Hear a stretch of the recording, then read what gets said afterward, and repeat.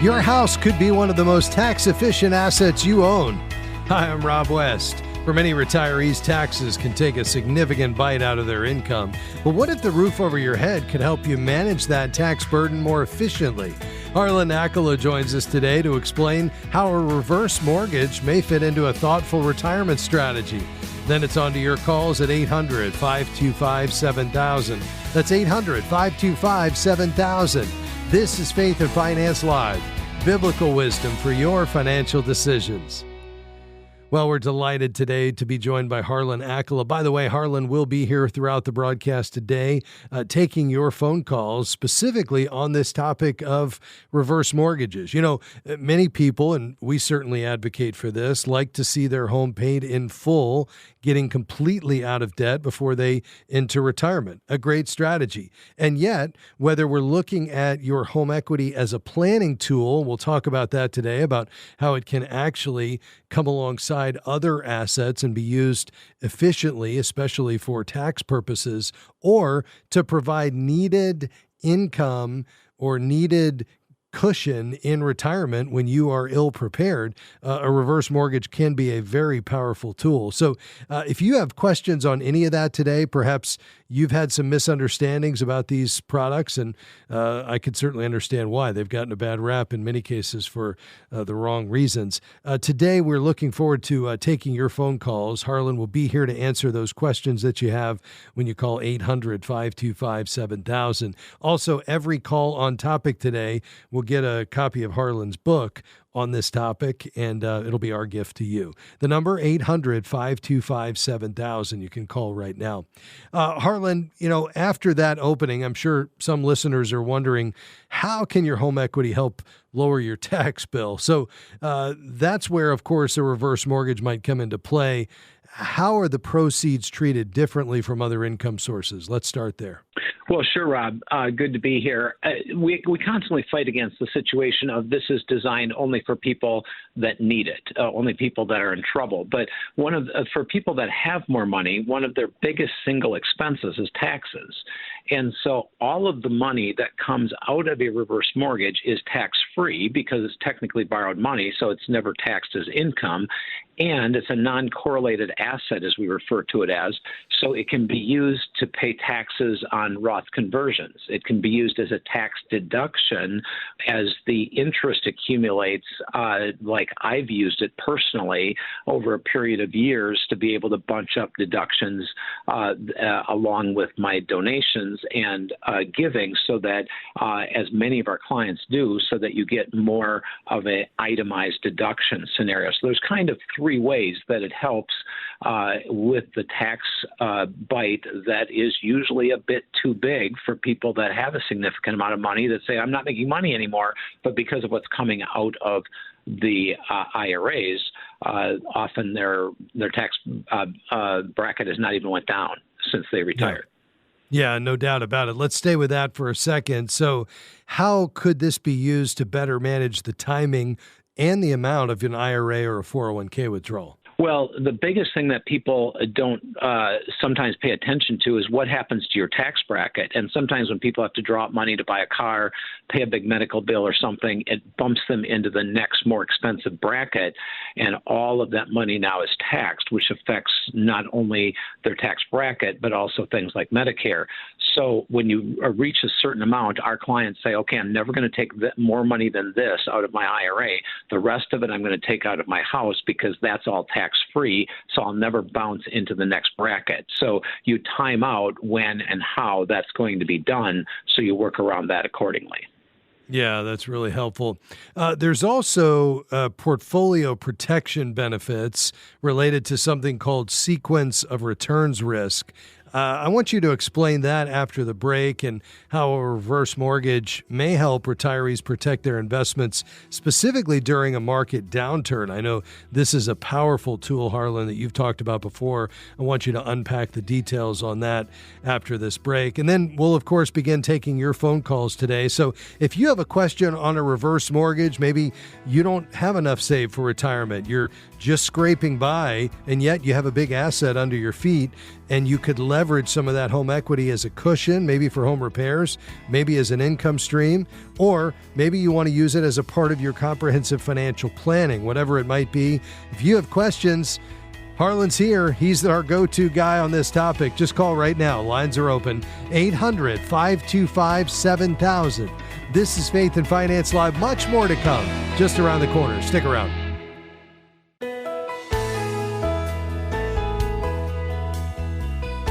The opinions offered during this program represent the personal or professional opinions of the participants, given for informational purposes only. Any information provided is not intended to replace advice from a financial, medical, legal, or other professional who understands your specific situation.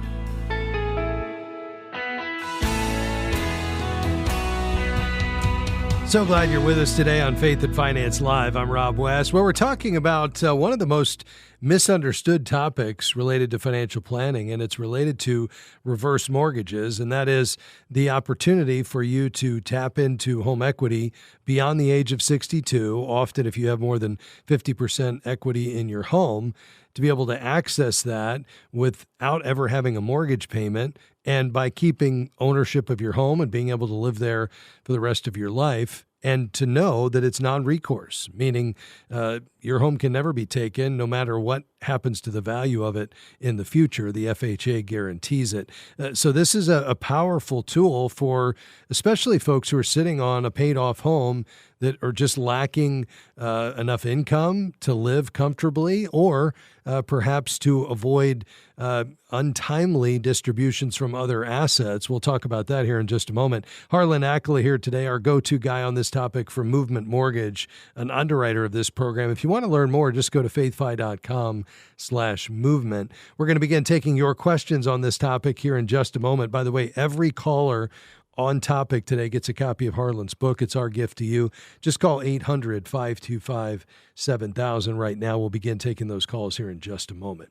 Harlan, let's tackle this idea, starting with what is sequence of returns risk? Explain that to our listeners. Well, it's one of the biggest dangers in long-term wealth for anyone in retirement. People don't think much about the ups and downs of stocks and bonds in their 401k and their IRAs or their mutual funds during their earning years, because they know that it's on average it's going up. When you're in the withdrawal phase, for example, Micron, a really hot stock the last while, has went up a lot, and it's went down over 24% just in the last month. Well, if you took money out at the beginning of the month, you took it out at the top. But if you take money out when it's down 24%, you've locked in that loss. But you need the money to be able to afford to live because you've got bills that are coming due. So I'm just using one example, but that stock has to go up by almost 50% to get back up to where it was before. If it goes down by 20, it's got to go up by 40. And sometimes you don't have the time to wait. If during that time period you just pull the money out of your house tax-free, instead of taking it from the market, it gives the market time to recover, as it always does over a long period of time, and then you don't lock in your losses. Just doing that will make sure that you will not run out of money before you run out of life. And I've spent time with Dr. Wade Pfau on this specifically, that's run thousands of Monte Carlo simulations. And if you only draw from the market when it's up, you will quite frankly never run out of money. Yeah. A lot of people have no idea about this, Harlan. And as you said, this is something you actually did. Is that right? I've done that myself. Every time that I need any money out of my investments, I always look at where it's at. And if it's in the negative and it's in the red, I never take any of that money out. And so it's helped me during as it's been going up, and it's helped me during my retirement phase. I'm now 66. And so obviously I'm in the time when I would be selling some of that. But I have watched that consistently for all of my clients over the last 20 years and saw what they did and saw what their advisors did. And so I'm just following the same thing because I know that it works. Yeah, very good. Harlan Accola here today, taking your questions on reverse mortgages at 800-525-7000. Let's head to Cleveland, Ohio, WCRF. Barbara, go ahead. Okay. What benefits, if any, will my 3 sons receive when I am gone, and what benefits are received by creating a reverse mortgage? And what happens for them when I pass? And now, who owns my home? Yeah, Harlan, some great questions there. Yes, I was on another radio show today, and somebody asked, what's the number one objection about a reverse mortgage? And I said, well, they think that the bank takes the house. We're in the business of lending money and collecting interest, not in taking over houses. We don't want to own your house or anyone else's house. So we just want our money back that we gave you and the interest that has been earned over that time period. So the ownership never changes. And so what happens is, it's just like a 401k account. If you have $500,000 and you use 100, you still have $400,000 left. If you have a $500,000 house and you use 100 and you pay us back the 100 that includes the interest, well, then you still have $400,000 left in your house, and your house probably went up in value for your children during that time period. So the benefit to you is having more efficient money management while you're alive. The benefit to your children is they still inherit your house. There's less money in it because they pay us off, but because you did not sell your stocks when it's down, because you've used that money in your investment bucket to increase and not decrease, they will end up with more in their investment bucket than what is lost on the other side. And so that's why, if it's properly used together with your planning, your kids still inherit what's ever left of your house, but they end up with more typically in the investment bucket, either while you're alive that you can help them out, or after you've passed away and they inherit both investment buckets. Because people say, well, I'm going to lose my equity. Well, you're not losing it. You're just using that instead of using your cash. If you take the money out of your stocks, you lost that money. And so it's just which is the most prudent and stewardship way to do it. Yeah, no question about it. Barbara. And Barbara, more often than not, the heirs don't want the house. They're going to sell it anyway, so they just get a little less. But to Harlan's point, that means you don't have to pull out from other assets to maintain your lifestyle while you're living. Harlan, her last question, who owns the home? This is a point of confusion as well, isn't it? Yes, at the end, if you own the home or your trust owns the home, at the end it passes to your children just like it would if the house was completely paid off. Then we talk to your children and ask them if they want to sell the house, as normally happens more than 90% of the time, or if they want to keep it, we either use your other monies, they might use your other monies to pay it off, or we simply refinance it for them and they can keep it if they wanted to turn it into investment property or one of the grandkids want it or whatever the situation is. So the ownership of the house stays with you and with your children or your estate. Part of the confusion, though, around ownership is related to something called an HEA, which is entirely different, right? Well, there's no question, and we get a bad name on a completely different product that you don't even need a mortgage license to sell this. Anybody can sell an HEI or an HEA, home equity agreement, home equity investment. And what that means is they do own part of your house. They are on title.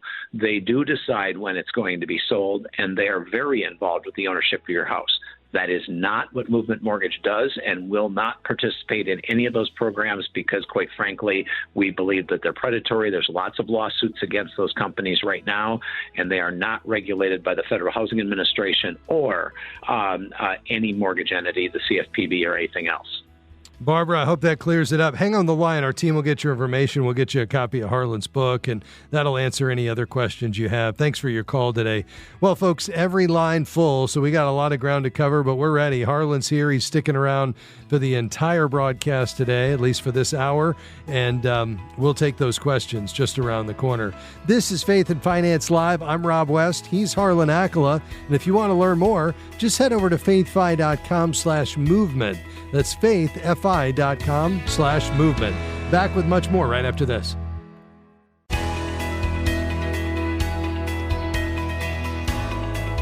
So glad to have you with us today on Faith and Finance Live. We're talking reverse mortgages today and how these can be an effective financial planning tool alongside other assets in the fourth quarter of life, whether it's delaying pulling from an investment account because of tax purposes, you don't want to increase your IRMA. That is hundreds of dollars of additional Medicare premium that could be imposed if you have more taxable income as you pull out money from your IRA or 401k, or perhaps it's to avoid pulling out during a down market.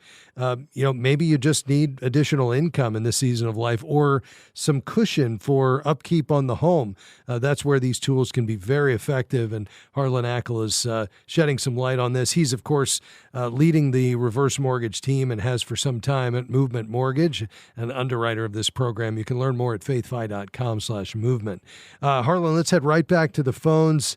Idalmi in Miami, go ahead. Yes, I have a question. I don't know much of the reverse mortgage, but I have information of, I'm questioning what part of if I have a mortgage, if that could be paid with the reverse mortgage, and what percent is being used of my the equity, and how much I'm losing of my equity too. Yeah, Harlan, great questions. So half the time, half the people that are over the age of 62 are still making a mortgage payment. That was my situation, that I had planned that way. And so half the people, we use the reverse mortgage to pay off the forward mortgage, your old traditional mortgage that we call forward mortgages, because that requires a payment.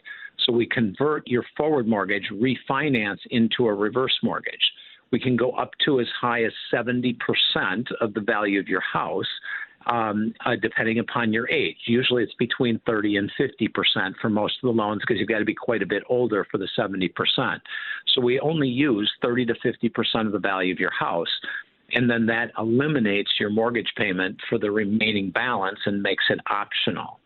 So, and then as that goes up, your house probably goes up in value. Most of the time it does, by 4 or 5%. And then our balance on what you owe us also goes up if you're not making a payment, because now you have more cash in other places. So do we know about where you're going to be at the end of your life, or at the end whenever you sell your house? No, but typically the amount that you have as equity stays pretty much the same. If you have $300,000 worth of equity today, you'll probably have $300,000 worth of equity 10, 20 years down the road. That's the way the program is designed, because houses go up in value. But even if your house goes down in value, obviously then you'll have less equity, but you'll still never have a payment and be putting money into an asset that is actually not increasing the way that it should. Yeah, is that helpful, Idalmi? So I at the end of, like, if I owe in a $1 million house, I owe only a mortgage of $240,000.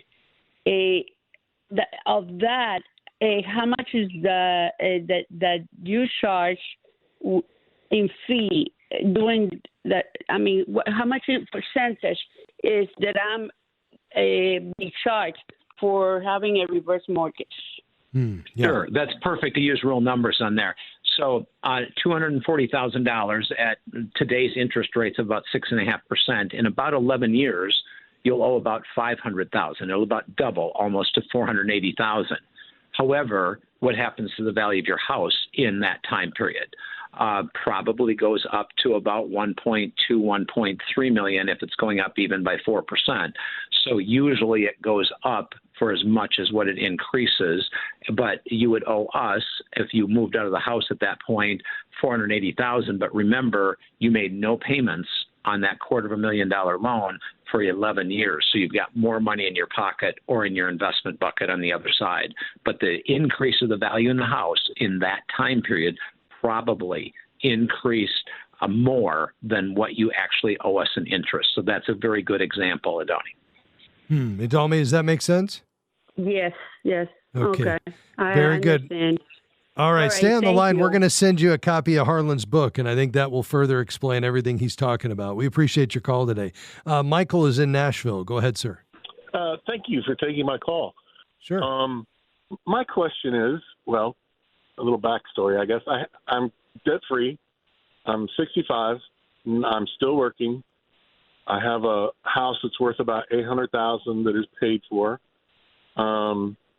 But I have some parents that are older living in another state that would like to have me and my wife, come and stay with them from time to time to help them out. So what I was thinking about doing was taking out about $400,000 in a reverse mortgage, paying cash for a home in that other state, and then just driving back and forth. And I just kind of wondered if that was good use or if that was wise. Yeah. Harlan? We have a lot of clients that do that, Michael.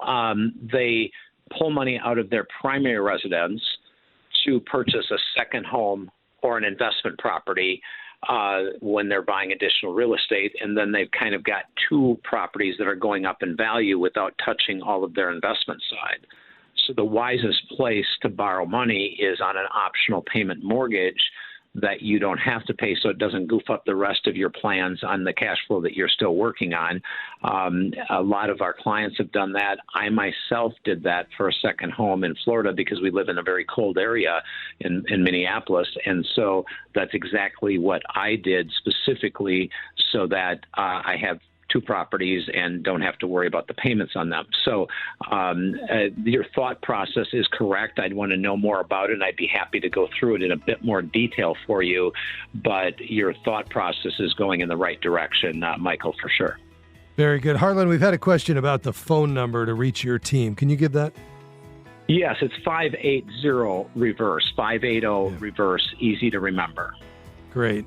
faithfi.com/movement. Michael, stay on the line. We'll get your information and send you Harlan's book, and the team can get you connected if you want to know more information. Thanks for your call. Alex, coming your way after the break, then to Patty, and every line full, literally every one. So we'll get to as many calls as we can right after this. Stick around.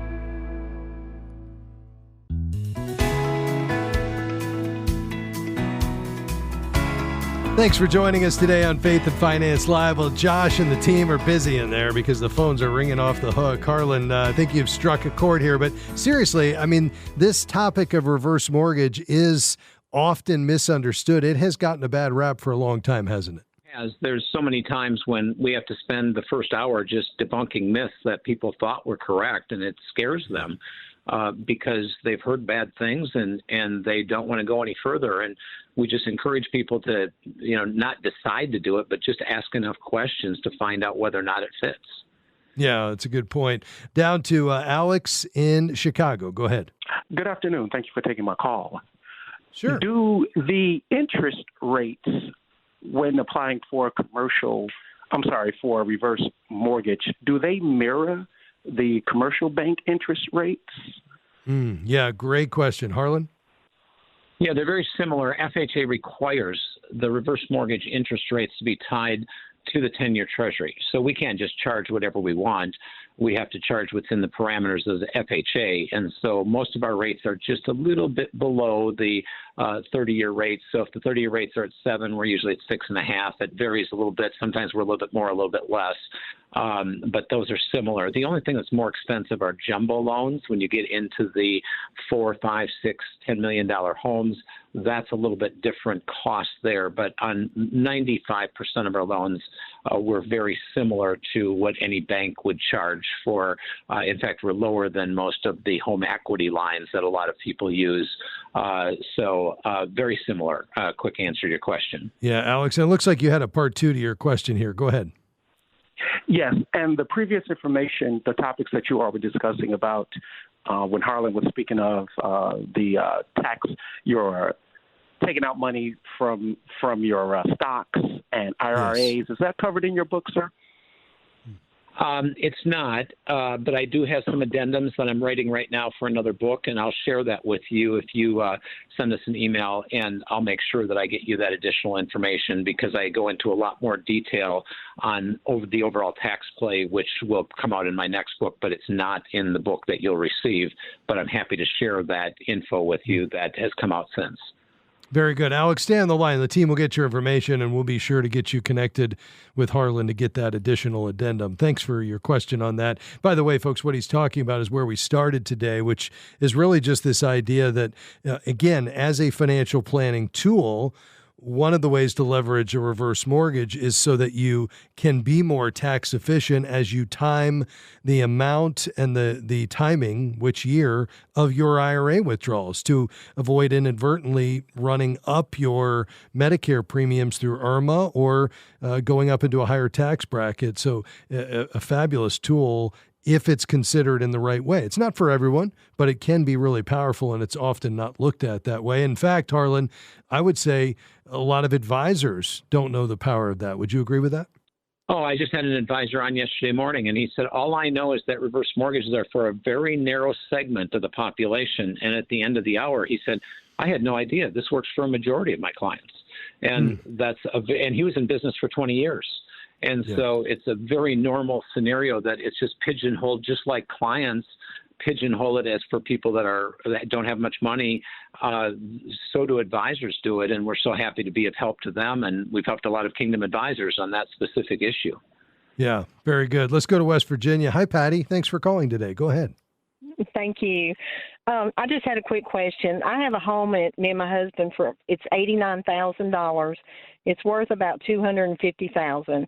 My payment is $1,100 a month at a 3% interest. We have 2 cars, which is $1,200 together, and $15,000 in savings. Of course, we didn't do anything because we was dumb and having fun, and now we're old and regretting. But now I don't know if this is for us or not, because like y'all said, there's so many people that has negative stuff to say about it. You know, I'm 64, my husband's 67, and I don't want to just sit in the house all day and just pay this mortgage. So I'm just there's some more fun to be had. Is that right, Patty? Yes. Now I should be having fun. I'm like, dang. That's great.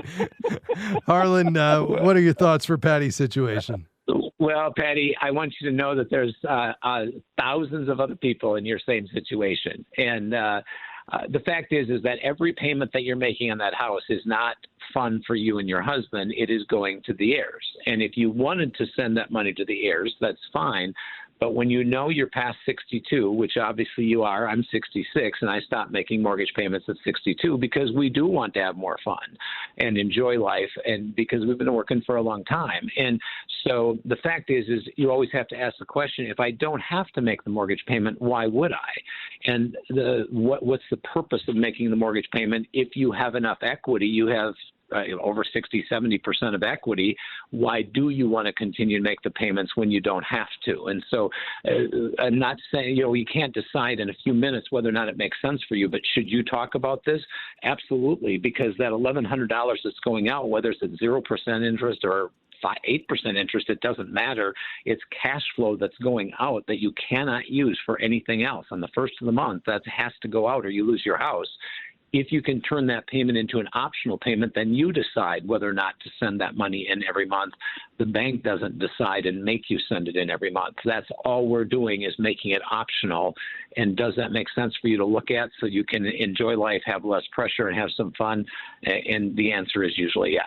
Very good. Patty, is that helpful? It is. Thank you so much. All right, hang on the line. If we haven't already, we'll get your info and get that book out to you. Let's quickly go to Georgia just a couple of minutes before our next break. Calvin, thanks for your patience. Go ahead. Yes, my question is I have 2 pieces of property. I live in one. I wonder, do home equity is involved in both of them? Just one that I live in. Yeah, and you're wondering how that relates to a reverse mortgage? Yes. Yeah, very good. Harlan, 2 properties here. Yes.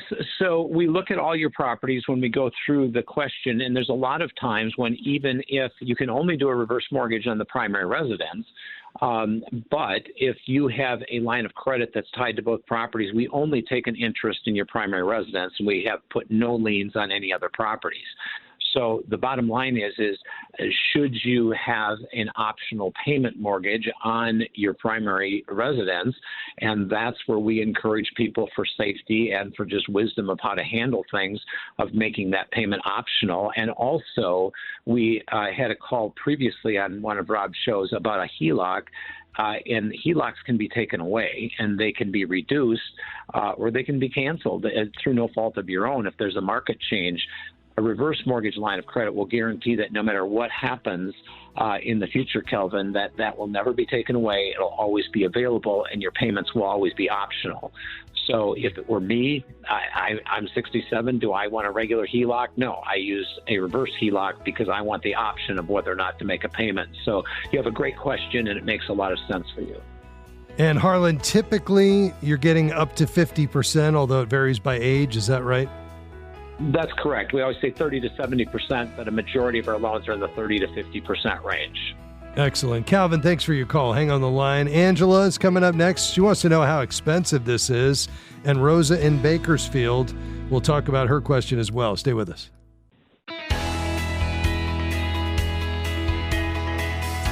What if a reverse mortgage was leveraged as a flexible source of tax-free cash flow so you could protect investments during a market downturn or manage your taxable income? Well, that's what we've been talking about with Harlan Accola today. He leads the reverse mortgage team at Movement Mortgage. You can learn more at faithfi.com/movement. Movement is, of course, a faithful and longtime underwriter of this program.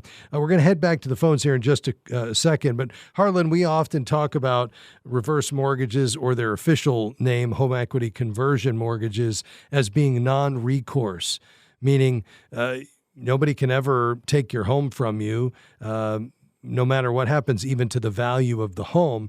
And you and I were speaking earlier today, and you gave a really fascinating example of that related to the homes that were impacted by the California fires. Share that with us.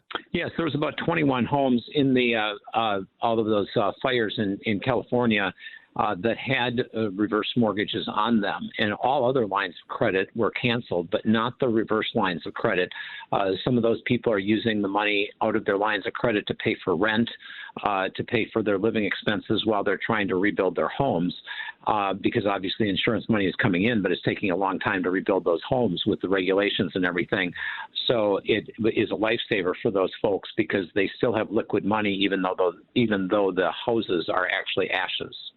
Yeah, incredible. I mean, that's where the rubber meets the road in terms of this truly being non-recourse. And as you said, it's playing out just the way you would have expected. Let's go back to the phones. Angela, thanks for your patience there in Florida. Go ahead. Yes, hi. I took out a HELOC just about 2 months ago. And one of the reasons I took it out is because I was wavering between the reverse mortgage and the HELOC. So I wanted to know, when I looked it up, the reverse mortgage, they said the cost of it is very high. That's one of the disadvantages of it. Could you explain to me in what way, in comparison to a HELOC, because HELOC does have cost, but how does one benefit from the reverse mortgage in regards to that? This is a great question, one that a lot of people have. Harlan, your thoughts? Yeah, I would say that's the second reason why people don't do reverse mortgages, because of the cost. They say they're more expensive than a HELOC, which is true. But like we just talked about with the California fires, the people that got the very inexpensive HELOCs are all canceled, and the people that got the reverse mortgages still have access to their funds. You get what you pay for is really the market in any free market economy. So the issue is that cars cost more than bicycles, but they obviously do more. So I always tell people this is not too good to be true. It's too good to be free. There's a cost for it. There's a federal insurance, about 2% of the home value, that is paid as part of closing costs. The good thing is it comes out of equity. It doesn't come out of your cash flow or out of your investment accounts.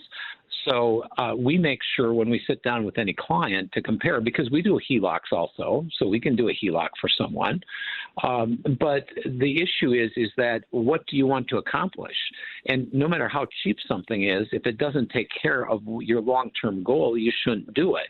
And if something costs money, all you got to do is say, well, what is that worth? Just like you pay for a realtor to sell your home, or you pay for a financial advisor to take care of your money, or you hire a plumber instead of do it yourself. So it just comes down to what the value is. And we sit down with every client and say, this is the cost. This is your benefit from a tax perspective, or sequence of returns risk, or a guarantee of safety, whatever it is. And if we can't justify the cost to you, then we won't even have you do it. it has to be worth it to you. And so it's like anything that you buy, does the benefits exceed the cost? And if it doesn't, you stop there. And we stop many people from saying, no, that's not the best answer to your situation when we review what you're trying to accomplish. So it's an excellent question. And the reason that it's better is the reason that's more expensive is because it has more options and more guarantees. And the big thing with HELOCs is they can be taken away and they go into full repayment after 5 or 10 years, depending upon the terms. And then that changes your cash flow. Having no payment is a big issue that is available. So it's just kind of comes down to what your goals are. You didn't necessarily make a bad decision to do that, but I would check again and make sure that you talk with someone like us to kind of go through, should you next time take a look at it maybe in a year or a few months or whatever and say, really, I'd rather go this other route. It's just depends, or your HELOC might be fine. Very good. Angela, thanks for the call. It's a great question. Bakersfield, California. Hi, Rosa. Go ahead. Hi. Thank you for taking my call. I'm calling because I took a HELOC. But I can't remember. It was for $100,000 for 10 years. I never used it, which was great. But I didn't know. At the time I was working, but now that I'm not working because I'm retired, I found out that you cannot. It's very hard to get a HELOC. And I wonder if I go to movement mortgage, if they will give me like also 10 years for $100,000, and also if I qualify, because I understand that it's only for people that really need the money. Like I don't owe anything right now, but I would like to have. I need to replace the roof and new windows and doors. So this, I think it's a good deal to ask to go to mortgage movement. Yeah. Great questions, Rosa. Go ahead, Harlan. Rosa, thank you so much for that. This is not just for people that are in need of it. We don't. We do a lot of loans for people that don't need it because we firmly believe in planning ahead. And you should always borrow money when you don't need it. You should set up this reverse mortgage when you don't need it, because it's hard to buy an umbrella when it starts to rain and pour. Our biggest sadness is when somebody calls us in trouble and it's went too far and we can't help them. And that is why people should always look ahead and plan ahead, because the only thing certain about the future is that it's uncertain. And you should have that in place as you head into retirement. It's much easier to qualify for a reverse mortgage than a HELOC because the payment is zero. With a HELOC, you have to qualify for several times what the payment is projected to be. So you are in a perfect scenario to do that now when you don't need it and you're doing fine, because when the storm starts and it starts to pour, that's a really bad time to start looking for money. And so thank you for calling in. There's so many people that need to hear this, because our biggest sadness is when we try to help somebody and we can't. And it just happened again just last week, and it wasn't possible to help the folks, and that's hard to say no. But if they would have done it just a year ago, they would have been fine. Thank you for bringing this up, Rosa. It's such an important issue. Yeah, very good. We appreciate that, Rosa. Let's finish up today in Florida. Gail, go ahead with your question or comment. Yes, good afternoon, gentlemen. So good to hear you. I am an 82-year-old lady, and I grew up under Larry Burkett, and I listened to him for decades, and he didn't believe in reverse mortgages and would not ever recommend one. I just wondered what happened. Yeah, it's a great question, Gail. I'm so glad you brought up the late Larry Burkett. By the way, we hear Larry's name mentioned weekly on this program because of the profound impact Larry had on untold millions of listeners and readers to Christian Financial Concepts. A couple of thoughts I'll share, and then I'd love to get Harlan's take. Number one, the products of today, the home equity conversion mortgage, is much different than what was around when Larry had his ministry in the 70s, 80s, and 90s. It did not exist in the way it did today.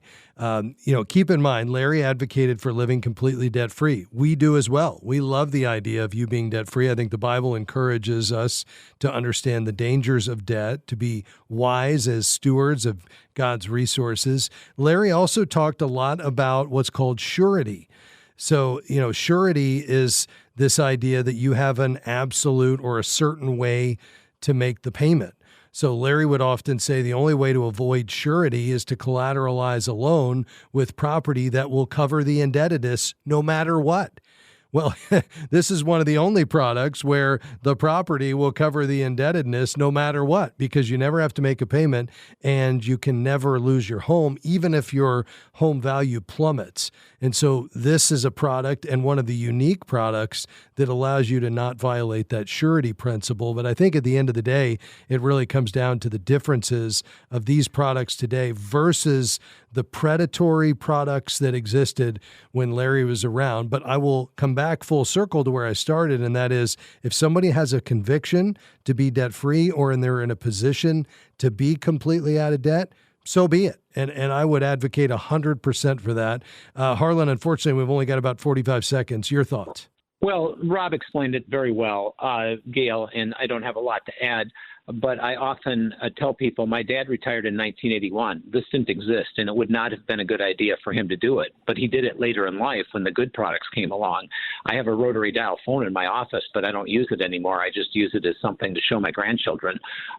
Things change, and if we have something that's better that was not available previously, that doesn't mean that Larry was wrong. He just couldn't simply recommend something that was dangerous, quite frankly, in the 70s and 80s and took houses away from widows. So that is really what the difference is. And I thank you for calling in because so many people don't realize the difference on that. And this is an important point to be brought up. It absolutely is. Listen, at the end of the day, though, we want to be wise stewards, which means we look to God's word for our guidance. And ultimately, you need to give an account before the Lord. And so if you have a conviction to get out of debt and stay there, absolutely go for it. And there's a lot of reasons to take that approach. Gail, Lord bless you. Thanks for calling today. Appreciate your mention of Larry Burkett. Harlan, really appreciate you, my friend. Thanks for being along with us today. Thanks for the opportunity, Rob. Have a great rest of the day. faithfi.com/movement is how you can learn more. Big thanks to my team today, Tahira, Josh, Taylor, and Omar, working overtime with all these calls. We'll see you next time. Bye-bye.